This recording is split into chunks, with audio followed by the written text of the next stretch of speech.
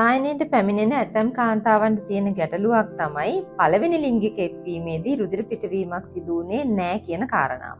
ඉතින් අද කතා කරන්න යන්නේ ඒ ගැන.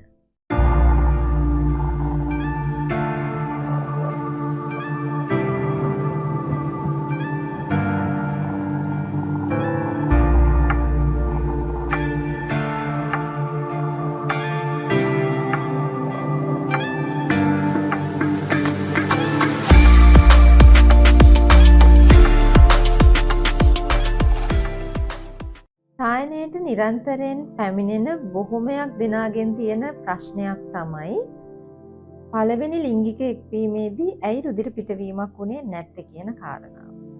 ඉතින් මේ කාරණාවත් එක්ක ඇතැම් කාන්තාවන්ගේ පෞල් ජීවිතය බොහොම අවුල් තත්ත්වයට පත් වෙලා තියෙනවා. ගොඩක් වෙලාවට මේ ප්‍රශ්නෙත් එක්ක සායනයට පැමිණෙන කාන්තාවන් විසින් කියන්නේ ඔවුන් මීට පෙර කිසිම දවසක කිසිදු ලිංගික එක්වීමක් සිද්ධ වෙලා නැහැ. නමුත් ඇයි ડોක්ටර් මේ වගේ දෙයක් සිද්ධ වුනේ? දැන් මහත්තයාගෙන් ප්‍රශ්න.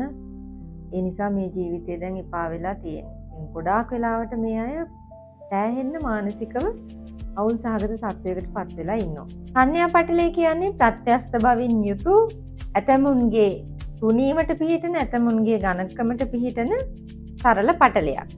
ඉතින් මේ ප්‍රත්‍යස්තභාවයේ තියෙන වෙනස නිසා ඇතැම් අවස්ථාවලදී මෙය ඉතාමත් බහුල ලෙස ඇදීමට ලක් වෙන්න පුළුවන්.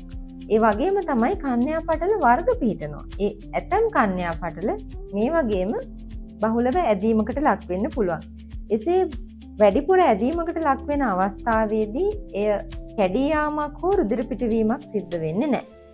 ඊළඟ කාරණාව තමයි කාන්තාවක් බොහෝ මේ අවස්ථාවේදී රිලැක්ස් වෙලා ඉන්නවා නම් ඇයගේ යෝනි ශ්‍රාවයන් ඉතාමත් හොඳින් පිට වෙලා තියෙනවා නම් කන්‍යා පටලයේ තියෙන පටක ඉතාමත් සැහැල්ලු තත්වෙන් පවතිනවා. අන්න එවන් අවස්ථාවකදී රුධිර පිටවීමක් සිද්ධ වෙන්නේ නැහැ. බොහෝ වෙලාවට අධික රුධිර පිටවීමක් සිද්ධ වෙනවා කාන්තාවක් ඉතාමත් හොඳින් රිලැක්ස් වෙලා නැති අවස්ථාවක සහ මේ ඇතිවන ඝර්ෂණය නිසා. ඉතින් එවැනි රුධිර පිටවීමක් කාන්තාවක් විසින් ඉතාමත් හොඳින් රිලැක්ස් වෙලා ඉන්න අවස්ථාවකදී දකින්න ලැබෙන්නේ නැහැ. මොකද මේ කන්‍යා පටලයේ තියෙන පටක ඉතාමත් හොඳින් රිලැක්ස් වෙලා තියෙන සහ ස්ට්‍රෙච් වෙලා තියෙන හින්දා. ඒ වගේම තමයි කිසිදු ලිංගික එක්වීමක් සිදු නොවි. නමුත් යම් යම් කාරණා නිසා මේ කන්‍යා පටලයේ ප්‍රත්‍යස්තභාවය හෝ ඇදී යාම වැඩි වෙන අවස්ථාවන් දකින්නට ලැබෙනවා. ඒ තමයි කාන්තාවක් තනිව ස්වයංවින්දනය කරන්න යම් යම් දේවල් යෝනි මාර්ගයට ඇතුළත් කිරීම, ඒ වගේම ටැම්පෝන් වර්ග භාවිතා කිරීම සහ ජිම්නාස්ටික් වැනි අධික ලෙස ශරීරයේ ඇදෙන ක්‍රියාවන් වල නිරත වීම, කාලාන්තරයක් තිස්සේ නිරත වීම නිසා මේ කන්‍යා පටලයේ තියෙන පටක ඇදී යාමකට ලක් වෙලා තියෙන්නට පුළුවන්. එතකොට මේක non sexually සිද්ධ වෙන දෙයක්. අන්න ඒ අවස්ථාවකදී පළවෙනි ලිංගික එක්වීමේදී රුධිර පිටවීමක් සිදු නොවෙන්නට පුළුවන්. ඒ වගේම තමයි ඉතාමත් soft penetration එකක් වෙන අවස්ථාවලදී මේ විදිහට රුධිර පිටවීමක් නොවී තියෙන්නට පුළුවන්.